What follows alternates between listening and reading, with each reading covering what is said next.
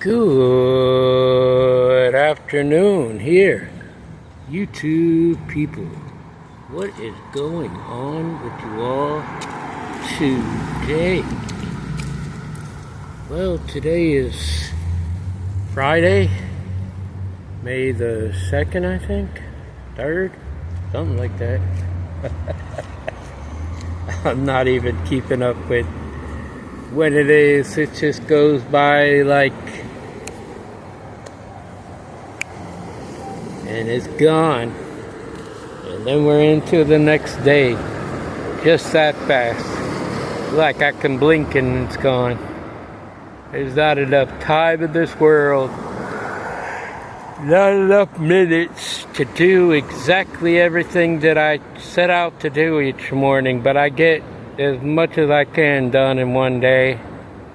And I feel relaxed, and it's time to go lay down in the bed and have visions of sugar plums dancing in my head. No. Dreaming until I wake up and the next day is here and it's all ready to start again. But yeah, I wanted to come to you about a couple of things that I was thinking about. If I go back in my life and think of all the times that my father has pulled me out of a rut, saved me from some bad stuff, I feel overwhelmed because he has done so much for me. I mean, so very much. I came close to getting hit by a car 5, 6, 7, 8 times in my life. I mean, anything and everything.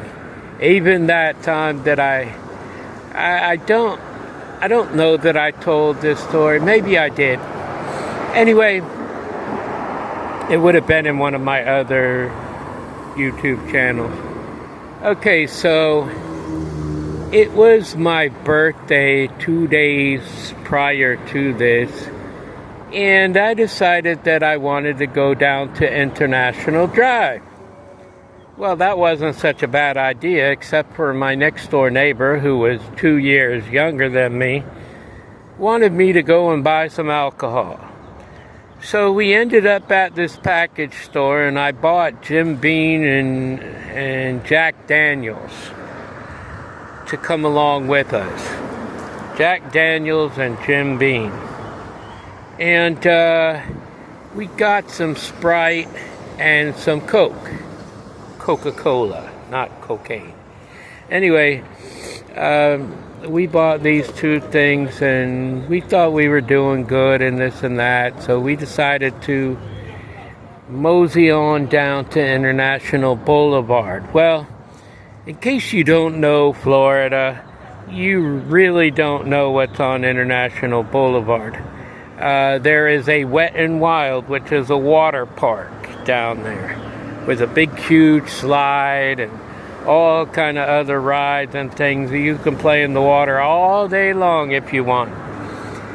There's also a parachute thing there where, you get launched out of this 15-foot hole all the way into the sky, and it goes up probably 2 or 3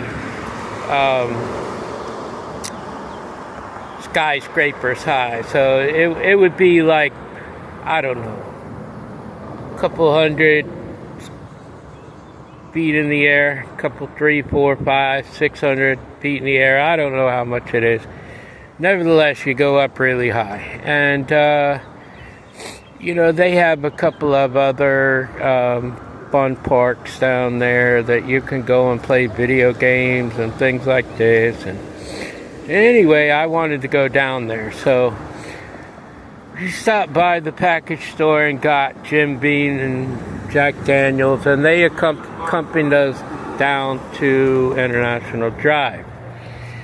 So upon going there, everybody would always pull off the side of the road, finding somewhere to park and walk up and down there. It just so happens I stopped in this place that sold conch shells. And they had thousands and thousands of conch shells in there for sale. But I never really did go in there.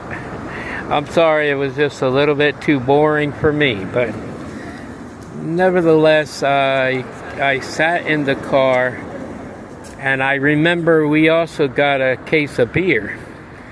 So I decided that I would open a beer and then go out and drink it while I was walking up and down the sidewalk. However, a police officer is beelining his way right to my car.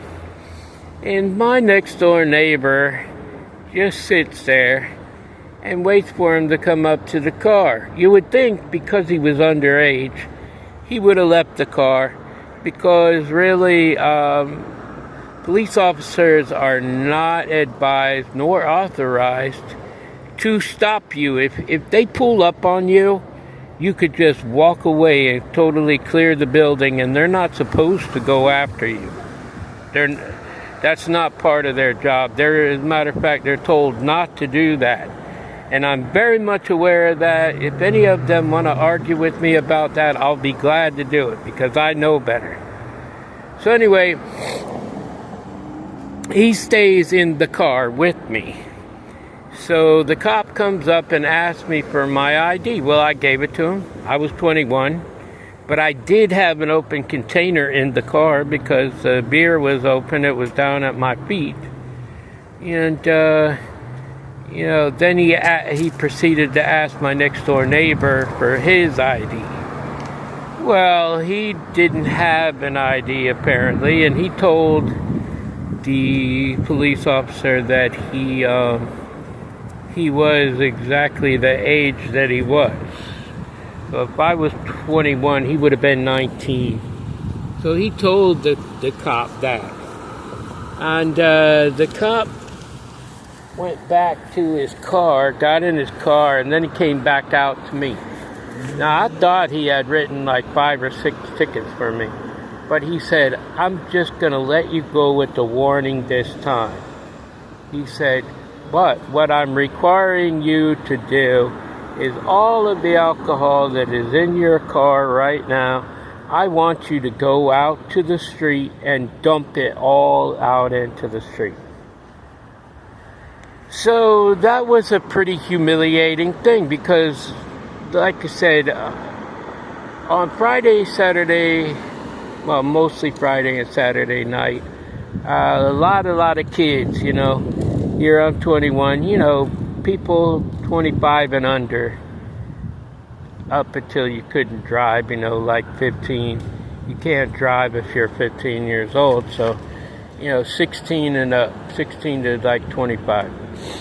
So they would all go down there and hang out. So, and it wasn't just from our state, it was girls and dudes from other states and things.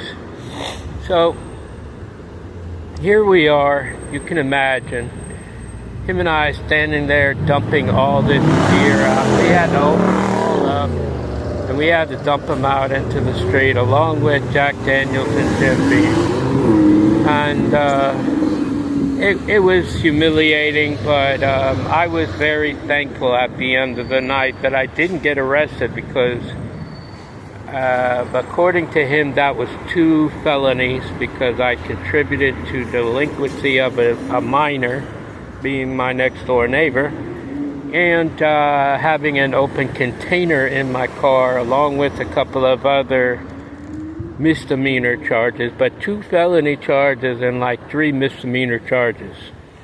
He told me exactly what they were. But he saw that my birthday was like 2 days prior to that, and he said, look, I'm going to let you go. I realize you probably don't understand the law at this moment in time. You just turned 21, blah, blah, blah, blah. So he let me go with the warning. He slapped me on my hand. Now, it wasn't as if I didn't learn my lesson, but I didn't learn my lesson because 2 months later, I end up down there again. Now this time, we were a little bit smarter. We went to the package store, we got some Jack Daniels, and we went to the 7-Eleven and bought a big 44-ounce cup of soda and drank half of the Coke, and then mixed the Jack Daniels into the Coke and went walking up and down the street with a 7-Eleven cup. And these two cops met us on the sidewalk, and they said, well, let us smell your drinks. Wait, why? Because we want to smell them. They might have alcohol in them. So they went about smelling them. Of course, long story short, they smelled them. They smelled the alcohol. They told us to dump them out. But I should have learned my lesson the first time. And after that time, I really didn't do any of that any longer. I was young, And nevertheless, it happened. And that was pretty much it. But as I look back on it, a lot of things had happened to me in my life that I was protected, even though I didn't exactly do the right thing. I was in the wrong for doing what I did, but I still was protected. My father didn't, have him throw the book at me and put me under the jail and this and that and everything else. So then I started looking back on all that was said against me. All through my high school years and this and that, I could feel the love that came from certain people, and I could feel the hate that came from a lot of different people, Like I said, no matter where you are or what you do, you will always have haters. Always. And I knew that they existed, and it was my duty to know who they were. And so I did. I knew exactly who they were. And that was pretty much it in the nutshell, And the more and more that I look back on things now and see how and why things happened the way they did, it actually makes me appreciate that even more than when it happened. I was appreciative at the time, but it actually makes me appreciate it even more now. And I'm real thankful to have gone through those experiences. Truly I am. And I just wanted to put that out there, because there's a lot of things that may or may not have happened to you. But if you look back on them and recollect certain things, you'll find that you were always, if you belong to my Father, you were always divinely protected. And I can't be anything but thankful and grateful for all of that, because look, I wouldn't have made it to who I am today. I wouldn't make it to this age that I am today. A lot of men in my family, cousins, my dad's family, and this and that. There's a lot of them that haven't survived. They died in their early 50s, including two of my uncles. My dad died when he was 66. He didn't make it to 67. So, I understand that, and it's really good to know that, you have people that are there for you. And especially when it comes to my father, I can look back on all of it. I was in the day room in the Army. We had World War II barracks in my basic training. And the subject came up on a demon, and this guy was talking about a demon and how they invoked a demon, and this demon had grabbed a hold of them, and this and that. And I very boldly said to him, well, God was there the whole time. He said, God? I don't believe in God. And I said, well, he's here right now. And next thing I know, if you know anything about blinds, these were not your simple little plastic blinds. These were heavy, heavy blinds. And this blind in the window of this day room that we were standing in, boom! It closed just that fast, and it made a big old booming sound. Just as soon as I said, God is here with us now. And I'll never forget that day as long as I live. It was very, very profound. And it was really something else. But all in all, I can look back, and there's no way possible, through all the things that happened with my dad, all the things that happened with family members of mine and this and that. My mom had told me a story. I told you last year my auntie died of Alzheimer's. So I wasn't really schooled enough to have taken care of that manner, but my mom told me that my auntie had an experience while she was driving in a car.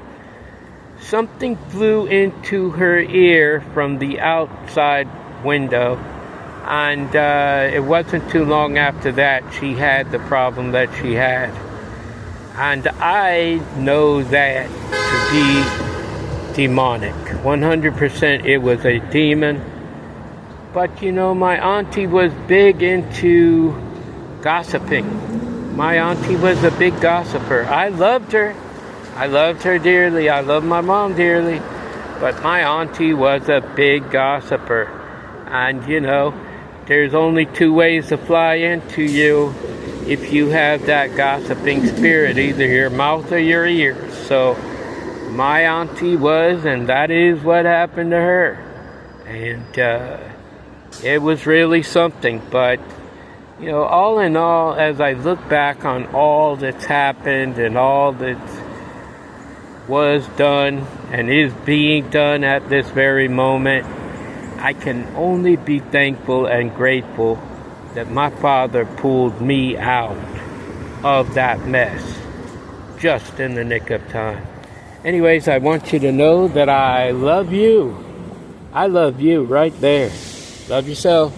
Love my Father God. And by all means, love each other, people. Until the next time, love, peace, and soul.